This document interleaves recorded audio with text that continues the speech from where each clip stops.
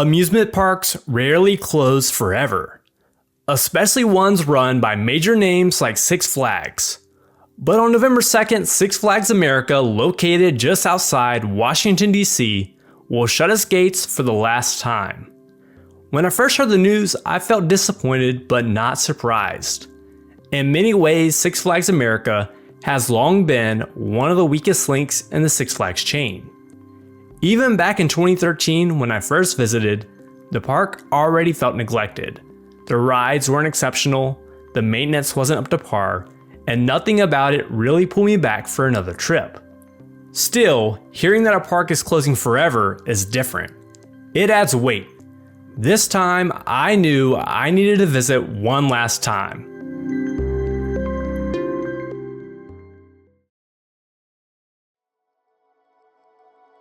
My decision to go back was partly nostalgia and partly novelty. How often do you get to say you visited a Six Flags park in its final season? No one really knows what the future holds here. Maybe another theme park company will step in, and some rides may be relocated to other Six Flags parks. Either way, this trip felt important. I wanted to walk through those gates one last time while I still had the chance. The day I visited, the atmosphere felt heavy. The weather certainly didn't help. Gloomy skies and on and off rain. But the real weight came from knowing the park's end was near. I overheard conversations of people saying this is my last time here. And it seemed as if many people at the park were not locals, but instead individuals who traveled to see the park one last time. At park closing, many groups stopped to take photos in front of the entrance sign, capturing the last-minute moments of a park that will soon cease to exist. The gift shops had a sense of urgency. People were grabbing up merchandise not because it was particularly special or good, but because soon Six Flags America branded items simply wouldn't exist anymore.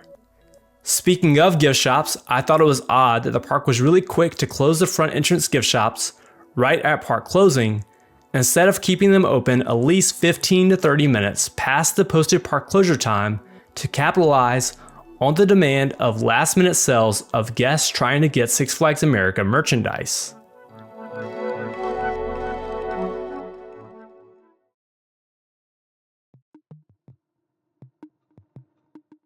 Walking around, the signs of decline were impossible to ignore.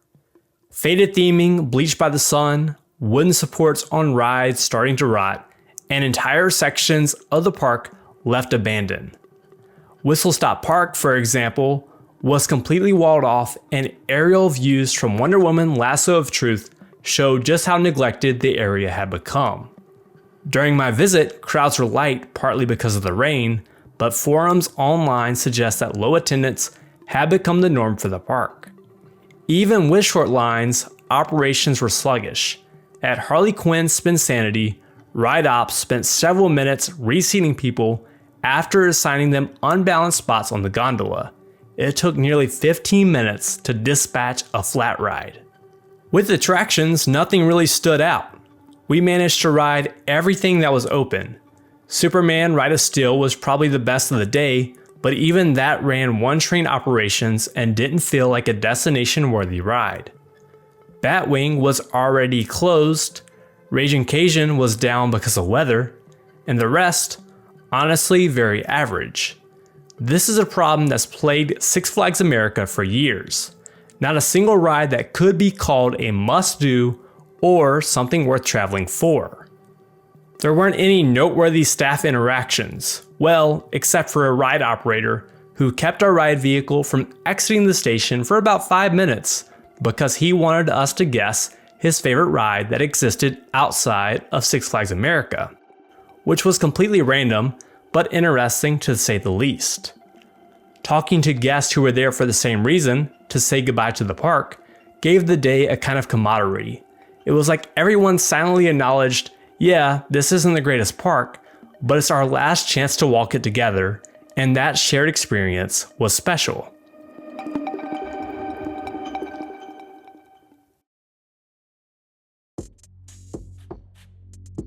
My own history with the park is limited. I visited in 2013 and again now in 2025 for my final visit. Both times, the overwhelming impression was of a park that felt tired and neglected. But despite that, there's still something bittersweet about losing it.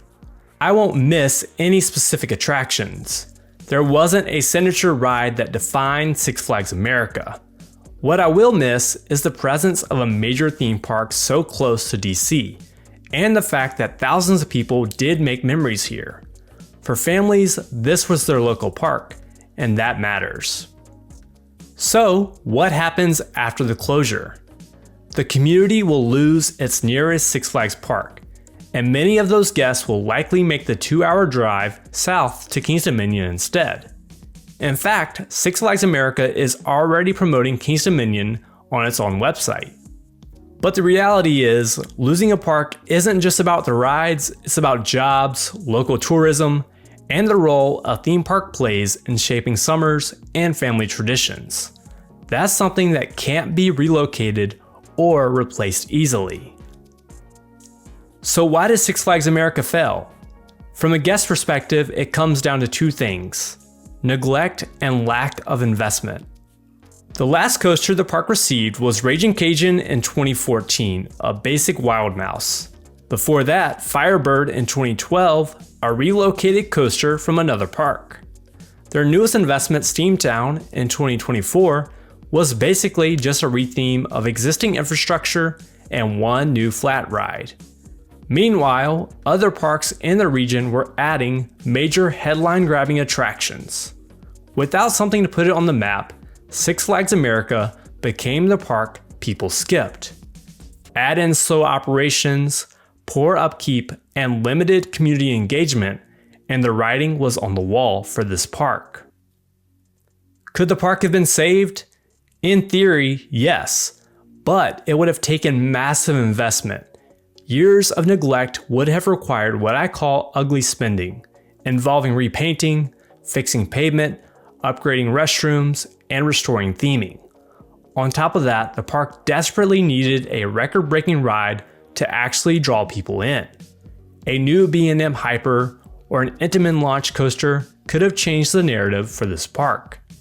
But realistically, with Six Flags already cutting costs, there was never going to be that kind of money put into Six Flags America. And so, here we are.